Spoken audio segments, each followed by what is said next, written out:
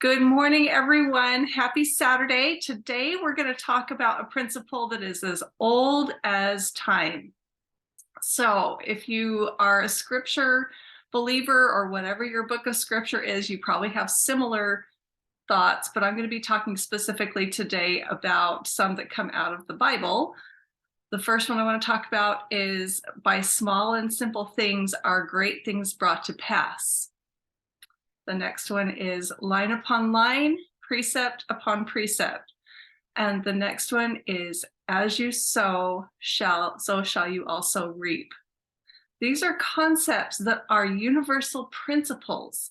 They're not things that you can choose or create or choose to believe or choose not to believe. They're principles that we see in action every single day. There are great, great people that we all know who throughout history have come up with what would be seemingly an impossible idea. An impossible idea because it had never been done, never been conceptualized, or it had been done, but it was done so differently that people wouldn't even be able to wrap their head around it. And yet it all starts with somebody having a little tiny idea that grows little by little and becomes something that today we see all around us. For example, Thomas Edison. I can't even imagine what his friends and family thought. Here he is sitting making prototype after prototype, thousands of them that didn't work, trying to create a way to turn on and off a candle, basically. In their thought process, they're used to gas lights, they're used to candles. The concept of having a switch on your wall where you can control day or night, can you imagine how difficult that would be to wrap your head around? And yet, not only did he come up with the idea, he made it reality. He didn't stop because they couldn't wrap their head around it. I'm sure there were some who maybe have belittled or laughed at his idea. That didn't stop him. He persevered and did something that today we all take for granted. And I'm so grateful for electricity that makes it possible for me to talk to you today.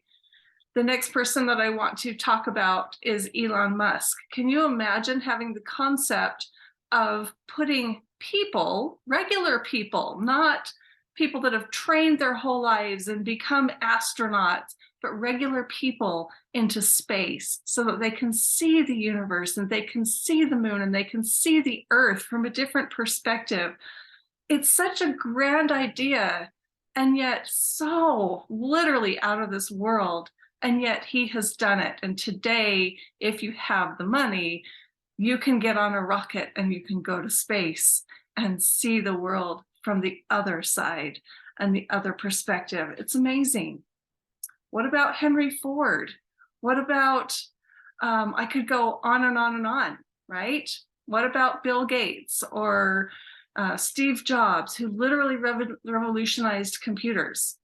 When Bill Gates was looking at computers and he was saying, okay, this is great. A company can have a computer that helps make their business run faster, but it takes up a whole room and the energy that it took was ridiculous and the cost was exorbitant. And he said, you know what? This concept needs to be available to everyone. Everyone should be able to have a computer that sits in a room of their house. And nobody could even fathom that because they were huge. But not only that, he said, let's find a way to get it on every desk. Let's get it on every desk so that people can have a computer that they can use to streamline their lives. Well, Steve Jobs took it a different direction and made it even faster, even more integrated, more user-friendly, more streamlined to where people had it on their wrists. I've seen it in glasses. I've seen it in all different aspects where people have a touch of the whole world at the touch of a button within reach of them at all times.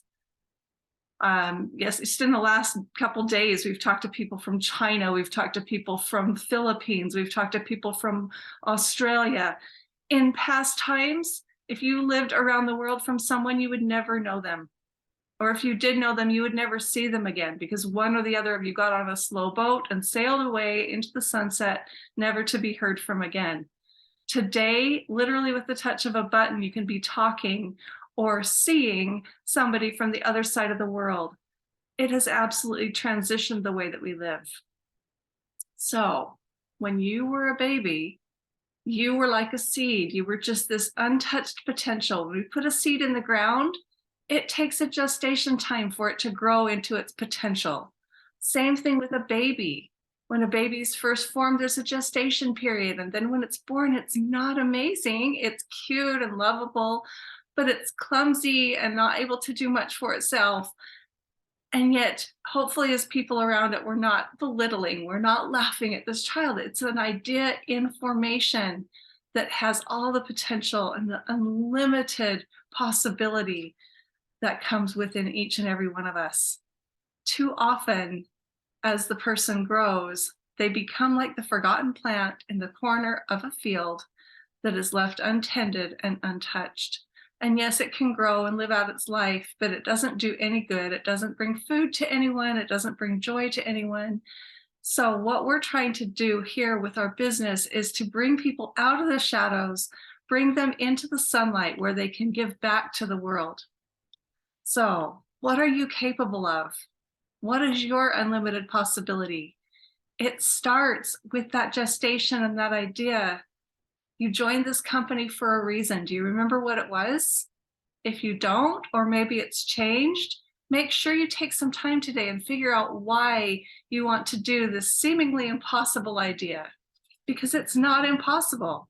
It's no more impossible than any of the things that we've talked about. In fact, it's a lot less difficult than some of the examples we've given today.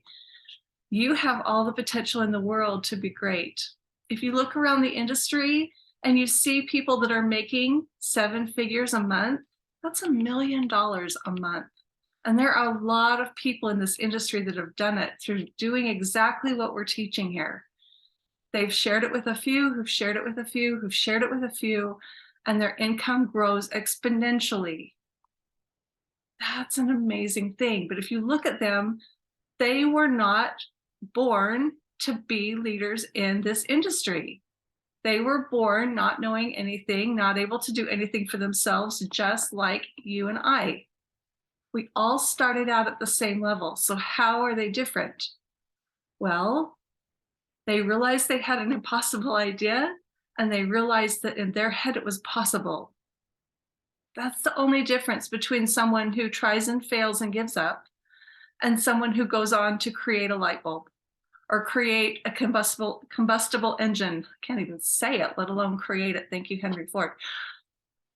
What are you capable of? Anything that you set your mind to.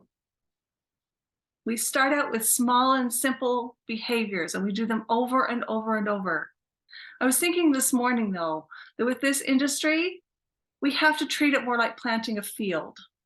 If you took one kernel of corn and you planted it amongst just a field and threw it in, it probably wouldn't grow very well. It probably would get snuffed out, squeezed out by the weeds, by the other things around it.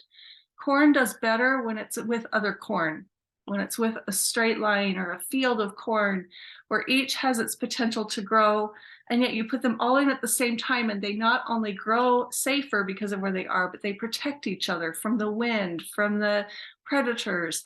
And so it's really powerful to be able to create more or plant more than one kernel of corn at a time. The farmer also doesn't know which kernel is going to grow. So they usually plant 2 or 3 in each hole, knowing that of that, maybe one of them will grow. So the same concept here. I see people that are out signing up one person, and then 2 months later, they're signing up one person, and 6 months later, they're signing up one person. And they're just not ever getting that field of produce. They're not ever seeing that big return. And so I really want to make sure that when you plant your field, take some time to get your idea in motion and then act on it, implement it. I remember being a little girl and waking up on a Saturday and hearing my parents say, okay, today it's planting day. And honestly, I didn't really like planting day. So what you're doing doesn't have to be fun if you know that it's necessary in the big picture, and it is. Right? We do some things in this life because they're necessary, not necessarily because they're our favorite thing to do. Because when we planted our field, we had about 6 acres and it was backbreaking because we did it all by hand. And then we had to weed it, and then we had to take care of it. It was a constant process. Once the field was in motion, it took all summer. And I remember start to finish growing that food. And it was a big process, but it was a big yield. We had a big family. There were 10 of us, and we had a lot of extended family and neighbors. And I remember taking food to family and friends and others. When you have enough and more than enough, you can share it. And that's what we want to create here. We want to create something more than just a one here and a one there, because what happens when you do that, the crows can pick them off. The sun can burn them because they're not protected. When you put people in a batch, they create an internal momentum by building together, and a little bit of friendly competition is not a bad thing. So it's really a fun thing to put in people together, close together at a timely manner. That's when you create those spurts of momentum in a business like this that literally can change lives. So my suggestion is make your plan, prep your field, and then take a day and plant. And in this case, it's not going to happen in a day, but it might look like a month, or it might look like 2 weeks, or it might look like 6 weeks. Your planting time might be slightly different, but don't turn it into a 2-year process, because the crows will pick them off. And too oftentimes, that's what happens with a business like this, where if it's just one person, they'll either get smothered by your attention because you're putting your whole momentum into them and trying to help them and trying to make them run faster than they want to. Nobody gets into a business like this to have another boss. So either we can smother them, or they can feel left alone and all alone, like the whole weight of everything is on them, and they just feel smothered by that, and they don't want that. It's too much on their shoulders. But if there's other people and they see this person growing to a rank, well, they want to grow to a rank, and then they're growing together, and people are sharing Zooms, and they're sharing presentations, and you're doing a presentation for one, but you're plugging the others in, and it just becomes really fun because everybody's growing together and benefiting together. It's a godly principle. We know that from one seed can come a yield of thousands of kernels of corn. We know that from one person can come hundreds of thousands of people's lives changed. And I've seen it, we've experienced it. I know people that have experienced a bigger yield field than we have because they planted bigger fields. So you need to figure out what kind of a field you want. What kind of size of a field do you want? The people that have made the 7 figures a month, which is more than we have talked to more people initially. They planted more seeds initially. They put in 100 personals. They put in 150 or 200 personals. They just stayed at it, put in a group of people quick, and then continued to plant their field. Whereas we usually tend to put in between 30 and 40, and it yields us close to $1 million a year. And that has worked fine for us. You've got to figure out what kind of a field you want to plant. This time we're planting a bigger field because we want to be able to help on a bigger scale. We have bigger goals and bigger aspirations, and we want to be able to make an impact around the world. You need to figure out, going back to the beginning of this call, why you're here, what you want from it, what kind of a field you need to plant to be able to return the yield that you're looking for. And if you're unclear on any of this, I know it's a lot of figurative speech today and a lot of analogies. If you need help, talk to your enroller, talk to the people above you. You have a good team of support that's willing to help you and help you figure this out. Because by small and simple things are great things brought to pass.